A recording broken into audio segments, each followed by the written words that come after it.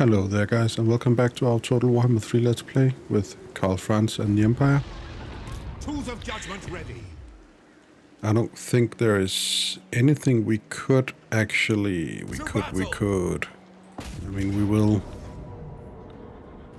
Still says decisive victory. Yeah, you know what? Let's just... let's actually start this episode with a battle. Let's do that. I hope you guys are doing good. I am. Definitely. I just found out yesterday that my favorite movie of all time apparently have a sequel. You might then ask, what is my favorite movie? And I will of course tell you. It's a movie called The Man from Earth. And it's from 2007, I believe. And the sequel is from 2017.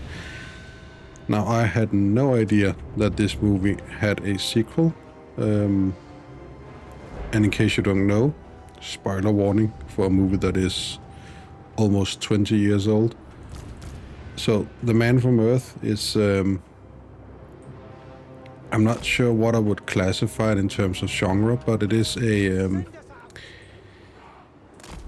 yeah, I'm not really sure how I would be able to classify it as a genre. But it's about a teacher who quits his job. And his colleagues then throws him a sort of a going away party that he leaves early to go to his cabin where he needs to. He's currently packing because he's leaving. And then his colleagues show up at his cabin and sort of talk to him and try to figure out what's going on. You know, ask him just basic questions: why he quit his job, where he's going, and it become apparent very quickly that he is holding... I have no idea why I placed my mortars all the way out here. That was fucking dumb. So it becomes apparent really quick that he's sort of... He's holding something back. He says things along the lines that, sometimes I just like to move on. I have done it before. And then one of his colleagues tells him that he's too young to have done it before. So they kind of prod him and ask him what's going on. And he definitely is holding something back. He sort of dances around it for just a little bit, and then he says that there is something that he would like to tell them. And he poses them a question. Sort of a theoretical question, and the question is, what would happen if a man from the Upper Paleolithic, I think it's called, it's a time period that's, I think it's 14,000, 15,000 years ago now, and he asks them this question: what would happen if a man from that time somehow were able to live until the present day? What would he be like? And of course, him being a teacher, I think he's actually a history teacher. But his colleagues are, of course, also teachers. So, and there is a mathematician, I think he's a historian, but there's a mathematician, there's a biologist, I think there's a paleontologist also. So he has kind of experts present in his room in this cabin, and the whole movie only takes place in his cabin with these, I think it's 6 people that's just sitting there and talking. And they kind of asks him questions surrounding this theoretical question that he posed them. But he then proceeds to tell him that he is that guy, that it is not a theoretical question, that he is actually 14,000 years old. And the movie kind of evolves from that point on to, of course, disbelief. You know, kind of, is he joking? Is he serious? I mean, what's going on? Why is he saying this? But the way that they have structured the movie, and because that there are other teachers, you know, experts of their field, they of course keep asking him questions. But he has all of the answers to all of their questions all the time. And it's just, whenever I watch that movie, it's the kind of movie. Again, it only takes place in his sort of living room in this cabin. But it's just the kind of movie that whenever I'm watching it, and I have watched it so many times, I have also listened to it. Sometimes when I play certain games, for instance, Civilizations 4, games like where there isn't much going on, it's a bit of a relaxing game. I sometimes like to listen to either movies or audiobooks, and I have listened a lot to The Man from Earth, and it's just the type of movie with these 5 and 6, not only guys, there are also female present at his cabin. But it's just the type of movie that you don't want to end, at least for me, when I sit there and listen, watch it.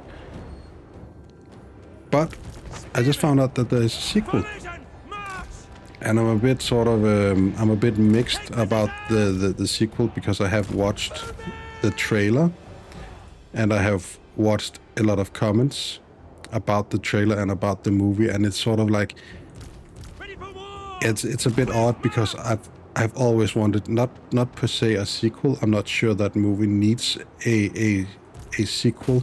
There are some movies that, in my opinion, don't need sequels. Like, for instance, the Gladiator 2 movie is one of the movies that, in my book, maybe didn't need a sequel, but it got one nonetheless. But yeah, I'm definitely going to watch it at one point. It's just a weird feeling to have all of a sudden it discovered after all of these years that your favorite movie has a sequel, but you're kind of, I'm not sure afraid is the right word, but I am sort of, I'm a bit ambivalent about it, because I don't want the sequel if it's bad. And there are some signs. I mean, the first movie, I think, sits at a 7.8 on IMDb, and it has a score of 100, I think, on Rotten Tomatoes. Not that, I mean, with movies being what they are today and movie reporters being what they are today, I mean, these scores don't mean a lot, but still, compared to the second, which sits at, I think it's around 5 on IMDb, International Movie Database, IMDb, and I think it sits at around also 40 or 50% at Rotten Tomatoes. That's actually occupied. I want to maybe try and take some territory and hold it up here to get some more income. So it is a weird situation. As I said, I'm definitely going to watch it, but it's also, yeah, it's a bit weird. If you have any movies like that, please let me know in the comments where you sort of are nervous to watch it because you don't want it to ruin the memory of the first one. But I mean, the Man from Earth is just, yeah, as I said, it's my all-time favorite movie. I always become so engulfed in it whenever I sit there, watch it, listen to it, because it's just, I mean, the way they have structured it and some of the topics they cover in it, they touch upon subjects like time, and they also, you know, in trying to sort of pick his story apart and try to prove that he is, of course, not 14,000 years old. They also touch upon, you know, the prehistoric vampire myths, that maybe he's a vampire, and so it kind of, it also touches on religious subject. So it kind of, at least for me, and I'm not a scientist, to me, the way they present that movie and make that movie sort of, it makes sense. I mean, it's plausible when you sit there and listen to it that it could happen the way that they have structured it. And it's just, yeah, again, I think it's an hour and 27 minutes, and it basically only takes place in his living room in this cabin. They do go outside very, very briefly. I, of course, won't spoil sort of the ending. I mean, what I have previously said about it is stuff you can you can see it in the trailer, and I will put a link to the trailer in the comment sections, so you can see it. Also put a link to the sequel. But yeah, I mean, it's really odd, because I have wanted, as I said, not maybe. No, I don't want to get drawn into any more wars at the moment. I mean, it is strange, because I didn't per se want a sequel. It is still one of the actors. I'm not sure if there are more, but the main actor from the first movie is also the main actor in the second movie. And you cannot see my hand gestures anymore, because I have this little round thing around the camera, and it is more zoomed in on my face. So I sit here, make all these gestures with my hand, and you cannot actually see them. But yeah, the movie The Man from Earth, I mean, if you are into movies like that, and I might not have given it the best sort of explanation of what movies like that is, but it is definitely worth a watch. And it's, I mean, it has some fairly decent known actors, for instance Tony Todd. And you might sit there and go, who the fuck is Tony Todd? He used to play Candyman, and that just again shows how, I think he's, I need to look that up before I say something completely stupid. Let's just see here. Sorry for this. Tony Todd. Yeah.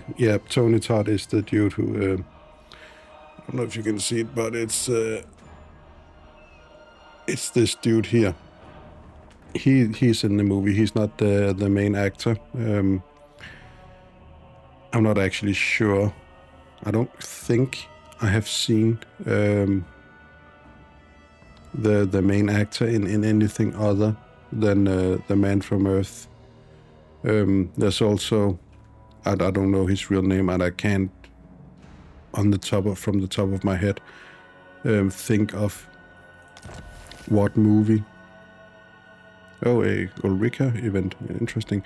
I can't at the top of my head think of any movies that I have seen him in, but I know that I have seen him before, and I think he's the biologist who asks the main actors to come into his lab so they can run a few tests on him to sort of prove that he is in fact 14,000 years old. But as he says, I mean, he's not interested in proving it. He's not he's not interested in proving it or having,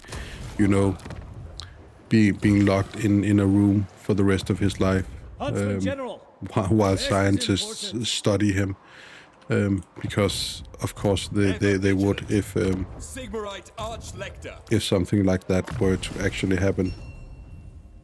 But yeah, it's a great movie, and I recommend it to everyone I know. And as soon as I talk about it, people are like, fuck no, I don't want to watch that movie, it sounds shit. But yeah, that is of course a matter of taste. It is time. So let's just begin here, actually starting. So Longship, Packyard is Altar of Crimson Harvest, Bay of... Yeah, so we would need to... we actually need Saal encampment. Let's just have you guys go in here, and hopefully we can kill off Azazel real quick. Yeah, valiant defeat. Let's just... he may sail out and meet us, that's okay. Not. The enemy has sailed forth. What else do we need? What does the Emperor bid? Okay, so Festus has actually... Yeah, and he's still stuck in that enemy agent, and the enemy agent is still stuck in us. That's what she said. You need fire? No, she didn't. She never says that. You need fire? The nation calls. So we need to, because if we can take Castle Alexandrov Drunov, and also the Crimson Harvest, then these fuckers shouldn't have any. Then you shouldn't have any. No, you only have 2 settlements left. That's actually really good because I wonder what happens. Fuck off, Festus. I wonder what happens if he attacks Valmir. Marshal the men. If we are able to retreat while being stuck. I trust no man. I don't know if you saw my post. Yes. If any of you guys watching my videos saw the post I did. This is after the patch in Warhammer, so it does work. I will maybe make a video at one point if you're interested in me making a video to see how I sort of am able to still keep playing. It is of course on the old version of it's not on the 6.1 patch. This is on 6.0.5 I think. But yeah, at least to show how to stop Steam from auto updating the mods or keep a backup copy, and how to actually keep playing with a modded Let's Play when there is an update to the mods. If you want to see it, then please let me know, and I'll definitely make a video showing it. If that made any sense, what I just said. But this is after 6.1, and Who calls? the 6.1 mod update might get delayed because Creative Assembly somehow, as Creative Assembly has a tendency to do, they really fucked up the patch. There is some... Oh, thank you. I will just march right in then. Prince and Emperor. Thank you. Yes, my lord. So they apparently broke Sound almost every single mod that there is. And I haven't fully read up on it, but it has something to do with upper and lower cases, if you can believe it. So if you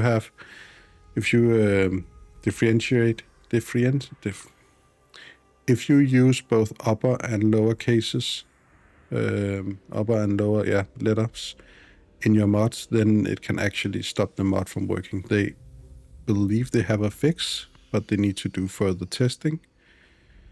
And then they will put out a hotfix, and I think until then, a lot of mods are not going to get updated because they would have to go through every single line in every single database, every single thing they put into their mod, and they would have to go through and actually look for these upper and lower cases. And again, I think the problem is if you use upper cases. I don't think it's a problem if you use lower cases. But yeah, so the mods will take a while. And a dilemma, we will definitely get this. So the mods will definitely take a while before they are ready and fully updated. So that means it will be a bit of a while before I can play modded on 6.1, but that's okay. That's why I make these. I serve no master. And let's actually have you go. Let's actually have you go and protect Valmir in case Festus decides to attack. But that's why I do this. I take these backup copies so I can keep playing while the mods are getting updated. So I don't think there is anything else we could send. Yeah, I mean, we could send Radious. We could send Radious up. I mean, who are we actually still at war with? Okay, so we are still at war with... We're still at war with these. Who are rank 16. He only has 4 settlements and he's rank 16. That's actually pretty insane. Can we get any peace deal? No, we can't get anything at all. What about you guys? Can we get some kind of deals going? No. No, we could. Oh, I can't even. Despite it only being minus 1.1, I don't have enough money to actually pay for But that's okay. I mean, the High Elves have a ton of army. They are just getting bugged out by these enemy agents. Not sure what's going on here, but yeah, I may need to send some of my assassin agents over here and try and take out their enemies and see if we can maybe get them moving. But yeah, I don't think there's anything else to do here. So let's just end the turn. And my work just called, so I'll just have to pause the recording real quick. But I'll see you guys in an instant for you, but it could be hours for me. So yeah, I'll see you guys soon. And here I'm back. That only took a couple of minutes, luckily. So yeah, let's just, yeah, he has a lot of tier 5 units. I'm actually somewhat surprised that this is a close victory, despite him having a fairly large amount of level 5 and level 4, but we will definitely just retreat. Yeah, and once again, Castle von Rauken is getting burned. Poor people.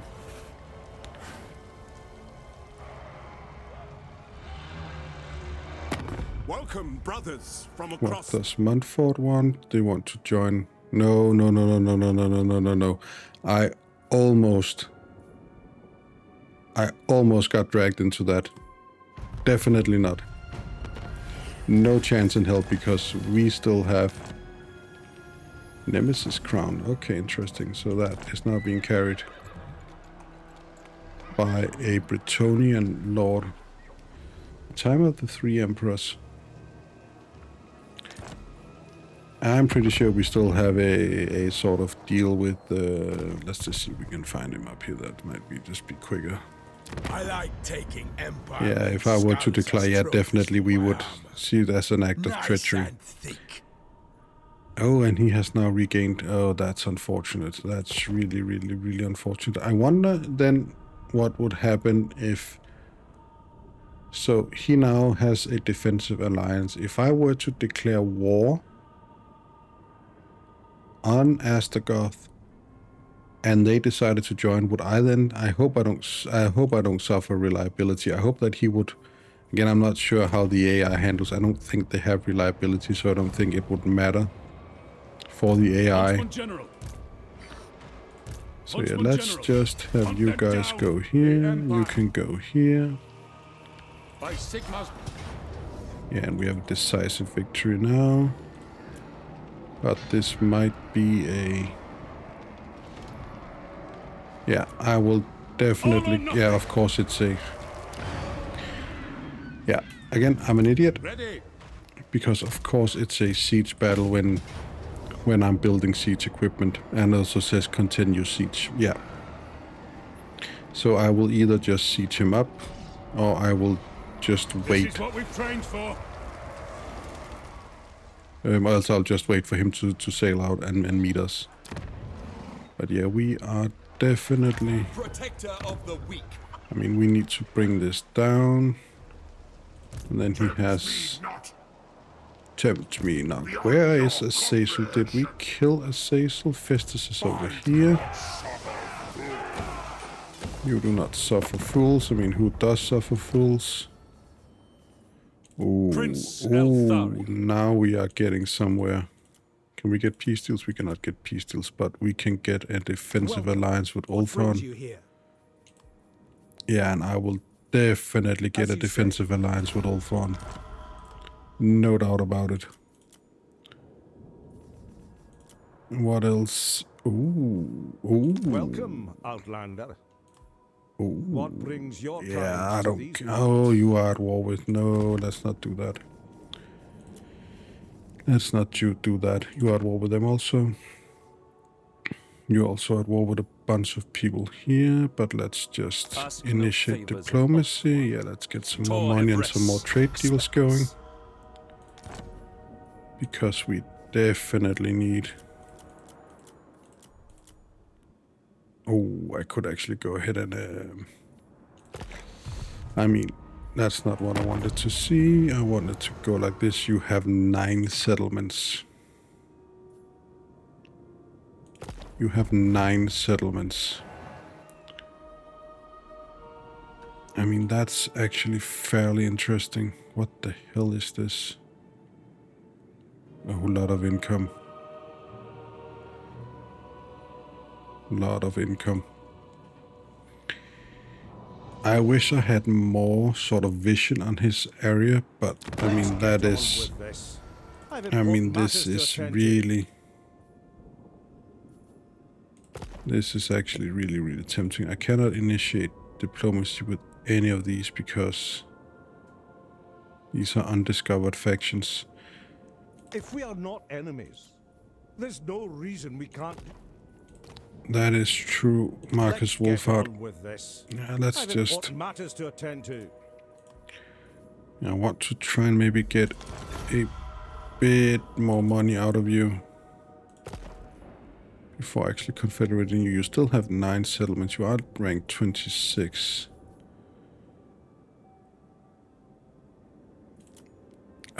Should we go for the confederation?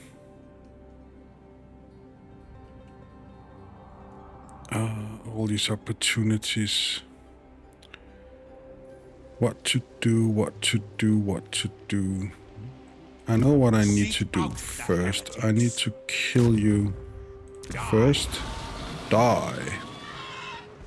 Show me the accused. Thank you. Now you should be able to move. Thank you very much. So yeah, he is definitely getting blocked by... What do we need to do here? The Empire expands. We need to occupy and capture that place. As is my right by Sigmar's crown. Indeed, it is. You're right. On march! Praise Sigmar. They will be judged. Okay, so he has an enemy army up here. Can I actually reach him? Yeah, we can. Let's just kill him real quick. Yeah, let's just...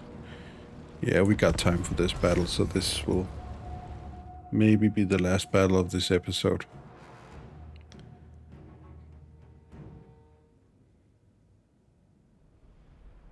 It should be over real quick. Again, we need to get... I think I'll actually do that. Once I'm finished with this battle, I will tell him to begin moving home so he can then recruit some better units. Yeah, I mean, let's just... Yeah, you are... Let's just have you guys go up there. Let's have the mortars go here. Did he have any large units? Yeah, he had Chaos Knights with lances. He has Chaos Trolls. And Marauder Horsemen. I mean, let's just have the Hellblaster.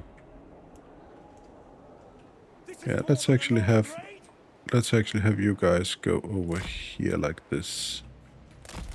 Maybe a bit like that. And then we will send the cav over on this side. We will keep 1 unit here to protect our artillery. 2 units over here because he had the calves and the chaos trolls. You guys will go up the center with you guys on one flank, and Tyrus will just be Tyrus. You can please shoot those. You can go here. And he very quickly cast magic, that's okay. Let's just have you guys go in here. Go here, go here, go here, you pull back.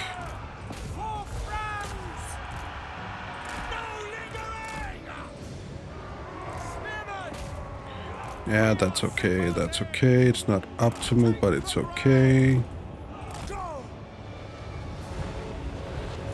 Let's just have you guys go here. You can now go back here. Yeah, we will definitely just send you straight in here.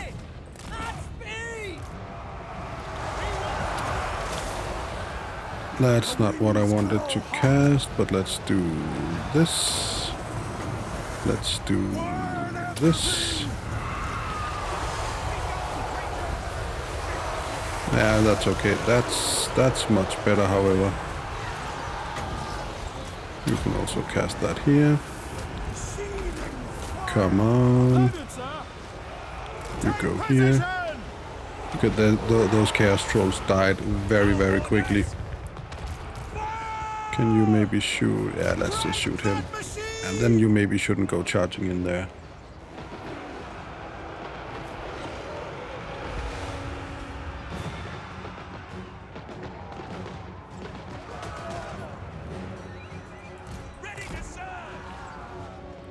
Let's just see here. I mean, this battle is basically over. Let's cast a fireball. Let's see what that does. That's okay. That's okay.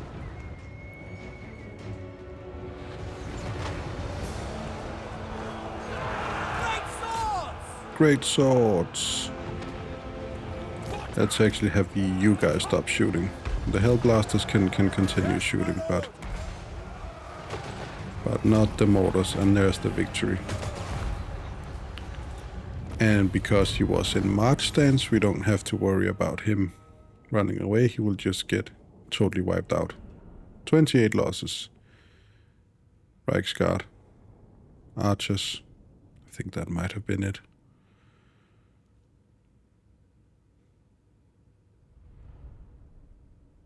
So yeah, I feel like this campaign was at a sort of...